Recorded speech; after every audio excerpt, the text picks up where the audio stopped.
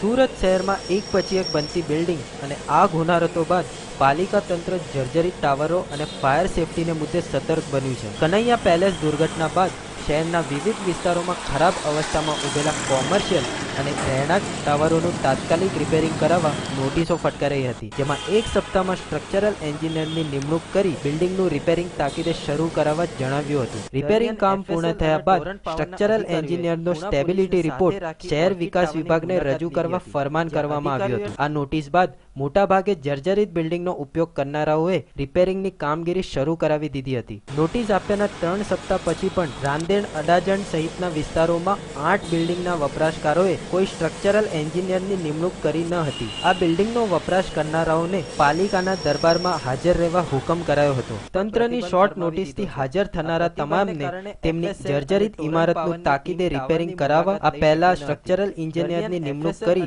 Status report મેળવવા અને રિપોર્ટને આધીન રિપેરિંગ કામગીરી પૂર્ણ કરી શહેર વિકાસ વિભાગને સ્ટ્રક્ચરલ સ્ટેબિલિટી રિપોર્ટ રજૂ કરાવવા કડક ભાષામાં સૂચનો અપાઈ હતી. શહેર વિકાસ વિભાગના અધિકારીઓ દ્વારા આ દિશામાં આંખ આડા કાન કરનારા કે મોટું કરનારા બિલ્ડરોની બિલ્ડિંગ સીલ કરી દેવામાં આવશે એવું અલ્ટિમેટમ આપી દીધું છે. તંત્રની આ અંતિમ ચેતવણીથી મિલકતદારોમાં ફફડાટ જોવા મળી રહ્યો છે. Report news online, Surat.